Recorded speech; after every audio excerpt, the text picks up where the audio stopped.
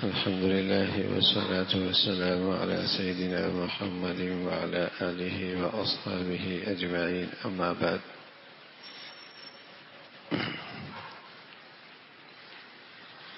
اللہ کے نبی صلی اللہ علیہ وسلم کی مبارک زندگی، اس کا تعلق گھریلو زندگی سے ہے. اس کا ایک پہلو اور بھی ہے کہ گھر میں اولاد، ازواجی زندگی میں باہمی اعتماد ہو اور آپس کا اتفاق ہو اور محبت بڑھیا ہو تو اولاد کے لیے فیصلے کرنا آسان ہو جاتے ہیں. اس کی تربیت کے، اس کی تعلیم کے، اس کی زندگی کے فیصلے آسان ہو جاتے ہیں. اور اگر ازواجی زندگی کا اعتماد نہ رہے، اتفاق نہ ہو، محبتیں ختم ہو جائیں تو اولاد دو کشتیوں کا سوار ہو جاتی ہے. وہ مشکل میں آ جاتی ہے. اس کے لیے آپس کے اعتماد کے ساتھ فیصلے کرنا مشکل ہو جاتا ہے. بچے بچے ہوتے ہیں، ان کا جھکاؤ اسی طرف ہوتا ہے جہاں ان کے لیے انہیں آسانی اور ان کی خواہشات پوری ہوتی نظر آتی ہے، چاہے ان کے اس سے اخلاق کتنی خراب کیوں نہ ہو. ان کا جھکاؤ اسی طرف ہوتا ہے جہاں ان کی خواہشات پوری ہو رہی ہے، جائز ناجائز، صحیح غلط. اور جب آپس کا اعتماد ہو تو جب دونوں مل کر کسی فیصلے کی طرف جاتے ہیں، چاہے وہ مشکل ہی کیوں نہ ہو، تو بچوں کو اس پہ لانا آسان ہو جاتا ہے. تو پیارے رسول صلی اللہ علیہ وسلم کی ازواجی زندگی باہمی اعتماد کے لحاظ سے، اتفاق کے لحاظ سے، محبت کے لحاظ سے بہت مثالی تھی. اللہ نے آپ کو اولاد بھی دی تھی، اور اولاد بھی آپ کی بچیاں بھی تھی، بچے بھی تھے.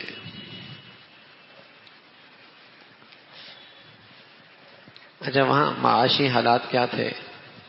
عائشہ فرماتی ہیں کبھی فاقہ ہوتا تھا، کبھی گھر میں کھانا آتا تھا. لیکن وہاں یہ ذہنیت نہیں تھی کہ بچے دو ہی اچھے، بھوکے مر جائیں گے. اور نہ وہاں یہ نظریہ موجود تھا، اب تو اس سے آگے، کہ پہلے تھا بچے دو ہی اچھے، اب کتنے میاں بیوی اچھے. اور کچھ زیادہ ترقی ہو گئی تو اب اس سے آگے ہو گئے، تم اپنی زندگی گزارو، ہم اپنی زندگی گزاریں گے، رہیں گے ایک گھر میں لیکن آپس میں ملیں گے نہیں. ایسے گھر بھی ہیں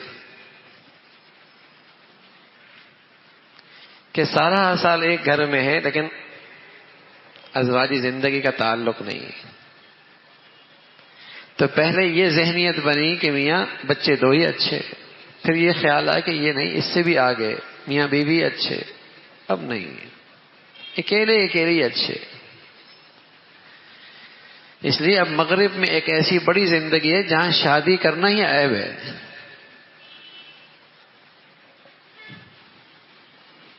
کون یہ ذمہ داری اٹھائے؟ یعنی پہلے بچوں کی ذمہ داری اٹھانا مشکل تھا، پھر آئے کہ نہیں دو بچوں کی ذمہ داری اٹھا لو، پھر کیا نہیں میاں بیوی کی زندگی بس. اب یہ کہ میاں کسی اور کی ذمہ داری اٹھائیں کیوں، شادی کی بھی ضرورت نہیں ہے. خاندانی زندگی، گھریلو زندگی، جو ایک بہت بڑا تحفظ ہوتا ہے اپنا بھی اور آئندہ نسل کا بھی، وہ وہاں ختم ہو چکا ہے. ہاں، کسی بیماری کی وجہ سے، کسی عذر کی وجہ سے دیندار طبی اور ڈاکٹر کے مشورے کی وجہ سے اس کی تو گنجائش ہے کہ اولاد کے سلسلے میں کوئی فیصلہ کر لیا جائے. لیکن یہ نظریہ بے دینی کا ہے کہ میاں کھائے گا کہاں سے. آپ کلاس میں اتنے بچے داخل کرتے ہیں جتنی گنجائش ہوتی ہے، تو کیا اللہ رب العزت اس دنیا میں گنجائش سے زیادہ بچے بھیج دیں گے؟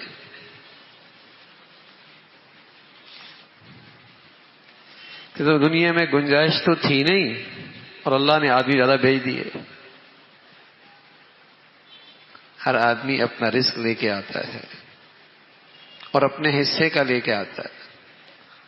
ہاں، جس سے معاش پہ برے اثرات پڑتے ہیں اور معاشرے کے اور سوسائٹی کے اندر اور قوموں میں رزق کے دروازے جس سے بند ہو جاتے ہیں، وہ بچے نہیں ہیں، وہ اللہ کی نافرمانی ہے. فرمایا وَلَوْ أَنَّ أَهْلَ الْقُرَىٰ آمَنُوا وَاتَّقَوْا لَفَتَحْنَا عَلَيْهِمْ بَرَكَاتٍ مِّنَ السَّمَاءِ وَالْأَرْضِ. اگر لوگ پرہیزگار بن جائیں تو اللہ زمین و آسمان کو برکتوں سے بھر دے گا.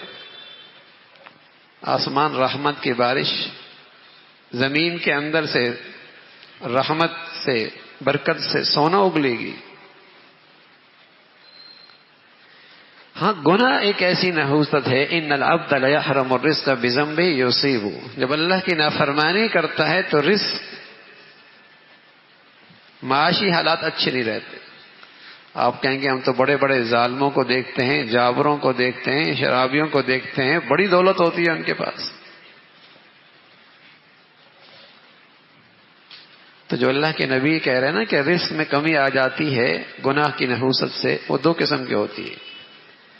کبھی تو 2 سے 1 ہو جاتا ہے، کبھی 3 سے 2 ہو جاتا ہے، کبھی 4 سے 1 ہو جاتا ہے، گنتی میں کم ہو جاتا ہے، کمیت میں کم ہو جاتا ہے. اور کبھی یہ ہوتا ہے کہ دیکھنے میں رزق بہت نظر آتا ہے، لیکن یہ رزق کا چوکیدار تو ہوتا ہے لیکن اس کے لیے اس میں نفع نہیں ہوتا. چوکیداری کرتے کرتے مر جاتا ہے. اور کھاتا کیا ہے؟ صرف بھنڈی کھا سکتا ہے، صرف دال کا سوپ پی سکتا ہے، صرف ٹماٹر کا سوپ پی سکتا ہے. ڈاکٹر نے چپاتی تک کھانے سے منع کر دیا ہے.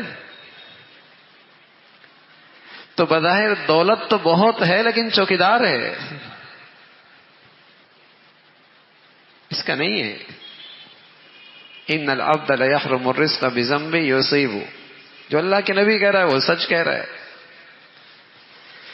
اگر ہمیں کچھ اس کے خلاف نظر آتا تو ہماری نہ سمجھی ہوگی یا دھوکہ ہوگا.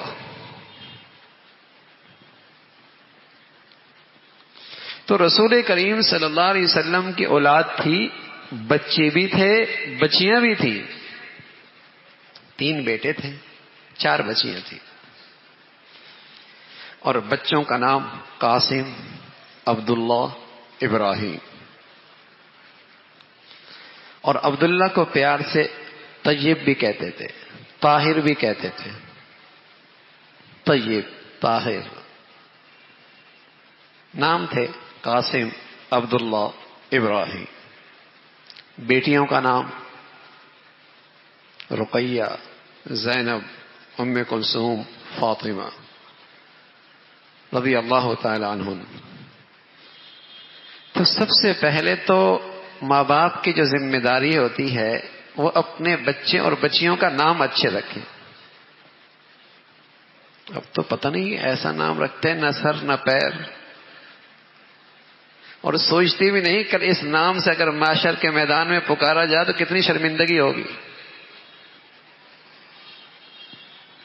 اچھا، نام بھی ڈھونڈتے ہیں گوگل سے، ترجمہ بھی اسی مفتی سے پوچھتے ہیں، کہتے ہیں اس کا ترجمہ تو یہ ہے، حالانکہ اس کا کوئی تعلق عربی سے ہوتا ہی نہیں ہے. پھر یہ کہتے ہیں یہ نام رکھنا کیسا ہے.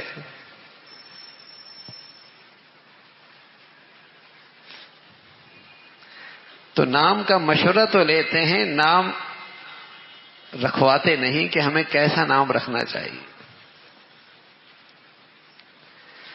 تو ماں باپ کی پہلی ذمہ داری ہے بچوں کا اچھا نام رکھیں. دیکھو کتنا پیارا نام ہے، عبداللہ، ابراہیم، قاسم، زینب، رقیہ، فاطمہ. ہم کہتے نہیں کوئی نیا نام ہو جو کسی کا نہ ہو، دنیا میں کسی کا نہ ہو. تو ایک بزرگ سے پوچھا، پھر کہا آج کل مسلمانوں میں قارون کا نام نہیں، وہ رکھ لو.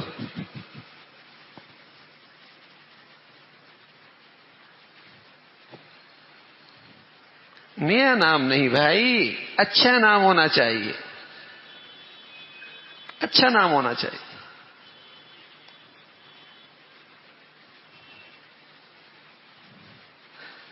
منہا، بھائی منہا نام رکھ رہے ہیں، قرآن میں ہے بھائی، قرآن میں، حالانکہ کچھ نہیں پتا منہا قرآن میں اس کا ترجمہ کیا ہے. من الگ لفظ ہے، ہا الگ لفظ ہے، کیا منہا قرآن میں تو ہے؟ بھائی قرآن میں تو کافروں کے نام بھی ہیں. تو اللہ کے نبی صلی اللہ علیہ وسلم کی زندگی دیکھی جائے نا کہ آپ نے کیسے نام رکھے. اللہ کی نسبت سے رکھا عبداللہ، تو اللہ کے جتنے صفات ہیں ان سے رکھو نا. آپ نے اللہ کی نسبت سے رکھا عبداللہ، عبد الاحد، عبد القہار، عبد الرزاق، عبد الواحد، عبد الجبار، یہ اللہ کے اسماء صفات سے عبداللہ. دوسرا آپ نے نام رکھا ابراہیم، انبیاء کی نسبت سے رکھا. یوسف رکھا، یعقوب رکھا، ایوب رکھا، اسماعیل رکھا. اسماء انبیاء کے نام سے رکھو. احمد، محمد، پیغمبروں کے ناموں سے، یہ نام ہے نا. تو آپ علیہ الصلوۃ والسلام نے کیسے نام رکھے؟ قاسم، یہ خود آپ کا لقب تھا، خیر تقسیم کرنے والے. ترجمہ اچھا، مفہوم اچھا. تو بڑھیا نام ہے جس کی نسبت اللہ کی صفات کی طرف ہو. پیغمبروں میں سے کوئی نام ہو، صحابہ میں سے کوئی نام ہو، رضوان اللہ علیہ اجمعین. آخری درجہ یہ ہے کہ اگر ان میں سے کسی کا نام نہیں تو کم از کم اس کا ترجمہ اور مفہوم اچھا ہو.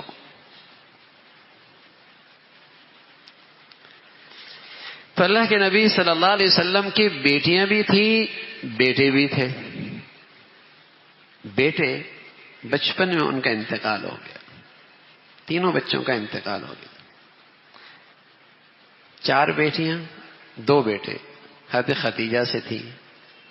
ایک بیٹا حضرت ماریہ سے تھا. اور تینوں بچوں کا بچپن میں انتقال ہو گیا. آپ کی پرورش میں جو آئیں اور جنہیں آپ کی اولاد کی محبت ملی وہ آپ کی بیٹیاں تھیں. آپ کی بیٹیاں تھیں. اور آپ علیہ الصلوۃ والسلام نے اپنی بیٹیوں کی بڑی رعایت رکھی، بڑی محبت فرمائی. اور بیٹیاں والوں کے لیے اپنی زندگی کا نمونہ چھوڑا کہ بیٹیاں زیادہ ہو جائیں تو گھبرائیں نہیں، شکر ادا کریں کہ اللہ کے نبی سے نسبت ہو گئی کہ نبی بیٹیوں والا تھا.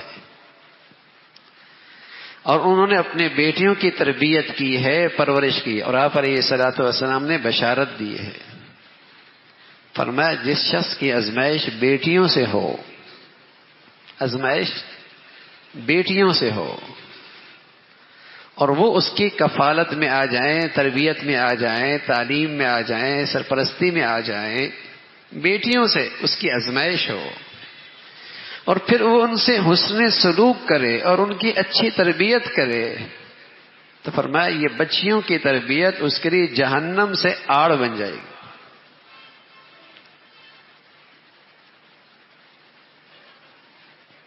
بیچاری ایک عورت کے 2 بچیاں ہو گئیں، 3 بچیاں ہو گئیں، اب اس کی خیر نہیں. حالانکہ اس بیچاری کا قصور کیا ہے؟ اس میں کوئی اس کا اختیار ہے؟ اسے کوئی اس سلسلے میں قدرت حاصل ہے؟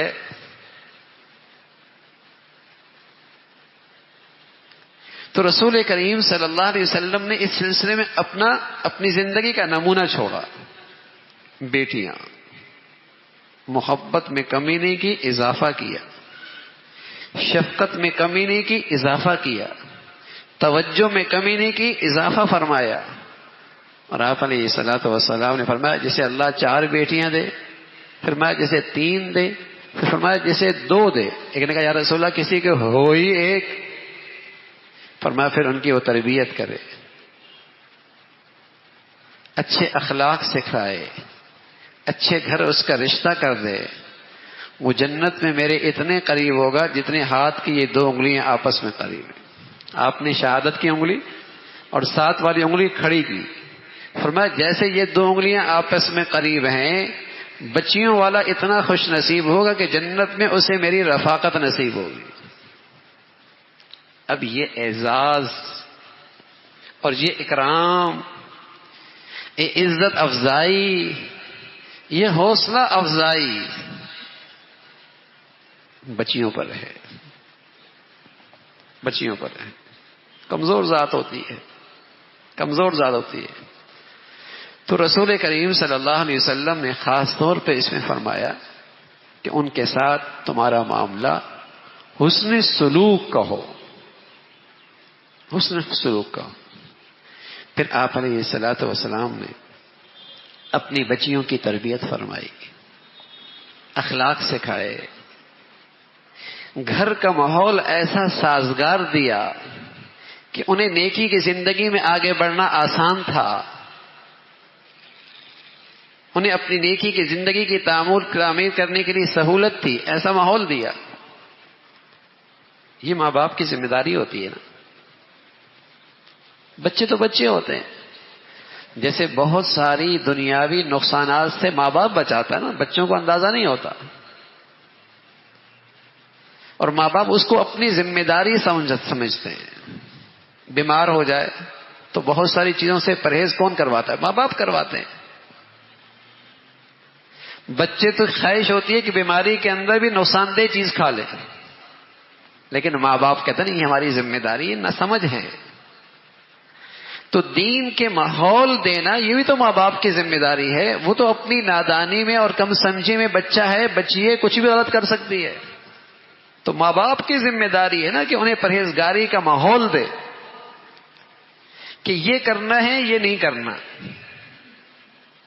یہاں اٹھنا بیٹھنا ہے، یہاں اٹھنا بیٹھنا نہیں ہے.